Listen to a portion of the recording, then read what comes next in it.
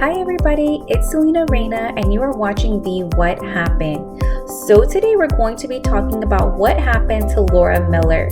Before we get started, I just wanted to give a quick spiel about how important it is to like, share, and subscribe to my YouTube channel. So a lot of people are not aware that Tim Miller is actually Laura Miller's father.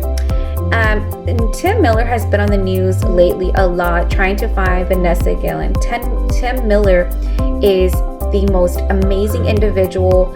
He is the founder of Equusearch, a nonprofit organization. So I'm going to go ahead and tell you, give you a quick background regarding Tim Miller,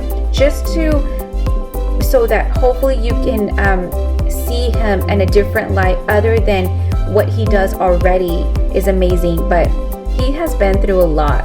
So Tim Miller has actually had a tough life, believe it or not, before his daughter disappeared. As a child, Tim Miller was abandoned by his parents. He went from houses to houses from different relatives who were very abusive. And his adult life wasn't much better either for him because he had a son who passed away in his crib. I guess from SIDS. I'm not too sure. It was not very detailed, the information that I had received regarding this. A year before Laura was murdered, Tim Miller's brother had actually committed suicide as well. Tim Miller had endured so much pain and throughout his life.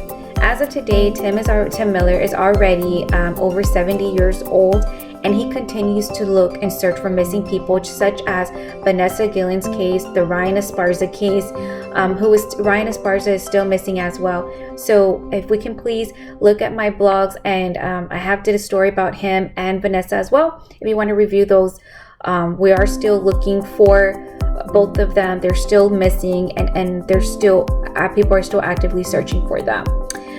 So before we continue to go back to that, I want to go ahead and tell you why Tim Miller created this amazing nonprofit organization and what was his reason behind it. The Miller family had just relocated and purchased a brand new home in League City. That is actually about 15 minutes away from Houston, Texas. It's not very far. And they had just moved there. And on September 10th, 1984, Laura Miller had asked her parents if she could please go call her boyfriend at the convenience store across the street that was like in the corner of where they lived. And her parents agreed. Sadly, they were not aware that that would be the last time that they would ever see their daughter alive. And it's just, Tim Miller to this day says that if he can go back and change anything about his life, it would be that particular day, that he would have never let Laura leave and go and call her boyfriend. He said he could have done a million things to have changed that particular date.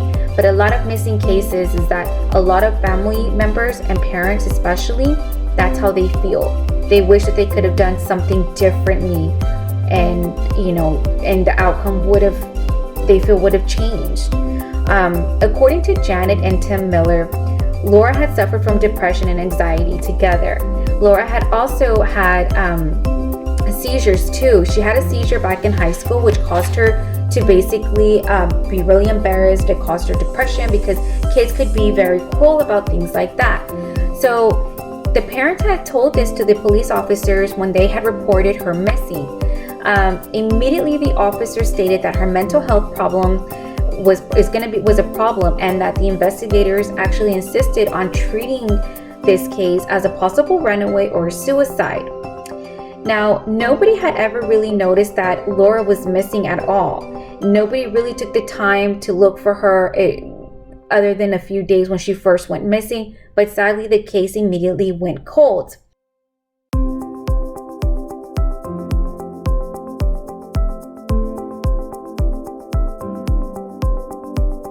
It wasn't until about 11 months later to that exact day that another woman disappeared from the same gas station using the same exact payphone. Her name was Heidi Fate. Heidi Fate was 23 years old. She was a waitress, and she disappeared on October 10, 1983. On April 4th, 1984, a couple had actually moved into this other area where a landfill was at. And that couple was playing with their dog and their kid outside, their son outside, and the dog ran into the field. The dog later on came back with a skull in his mouth. It was a human skull. So of course they immediately called the investigators, called the police officers, and they immediately tested it, where they have found out that it was Heidi Fate's remains that they had found. The police soon found the rest of Mrs. Faye's body in the oil field and an autopsy came in that she apparently was beaten by blunt trauma to the head with a large instrument. The police had no leads at this time. Tim Miller immediately became alarmed and concerned, and he felt that there was a connection between this case and his daughter's case. He informed the police about this, but the police officers immediately dismissed Tim's evidence and anything that he had to offer. The police officers immediately just disregarded it.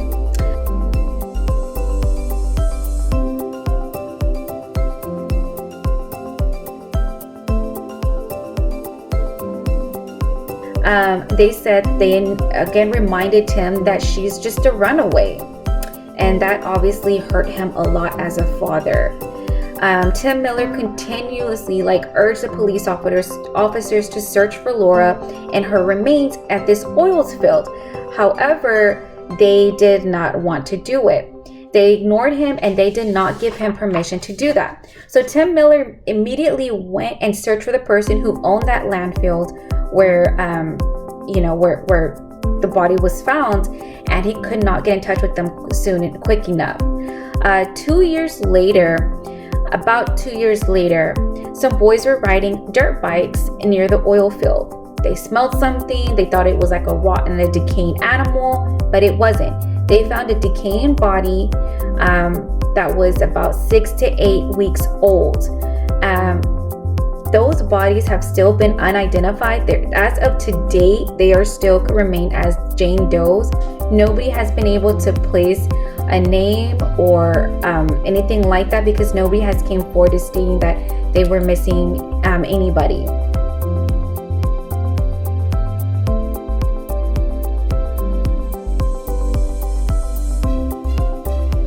Now, while searching the field, they came across more remains. They immediately took it into autopsy.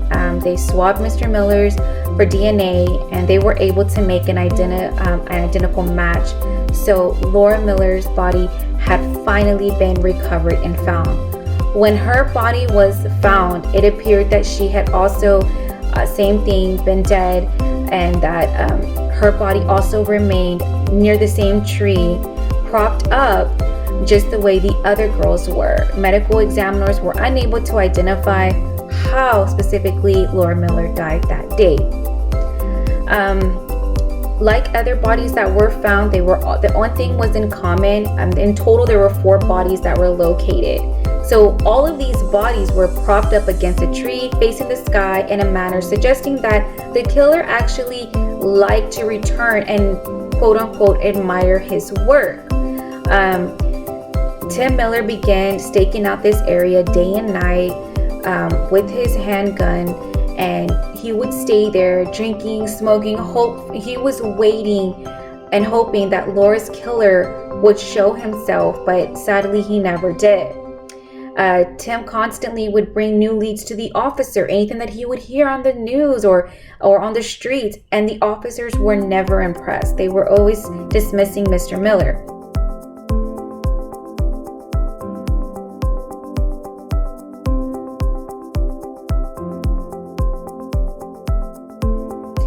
Finally, years later, the cops had 2 suspects.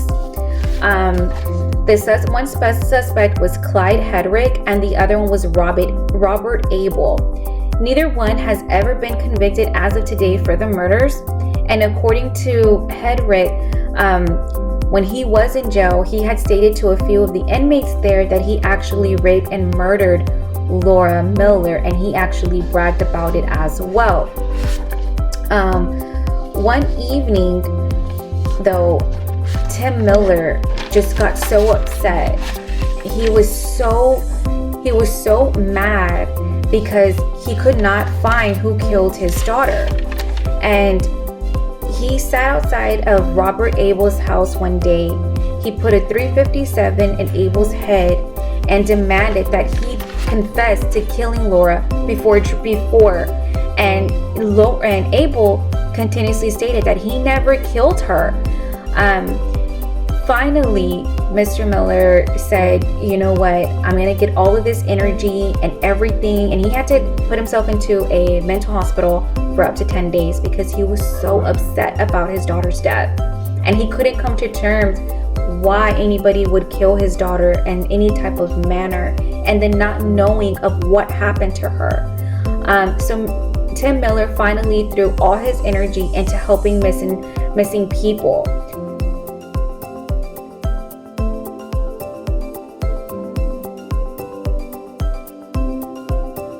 That is whenever in 2000 he founded Texas Equusearch.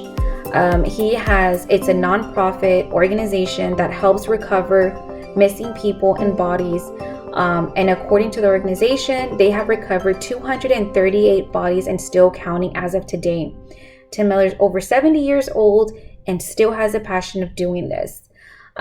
They search ponds, rivers, bayous, lakes, canals, you name it, they do it. They even have robotic boats and scuba divers, things like that. He has an entire helpful team.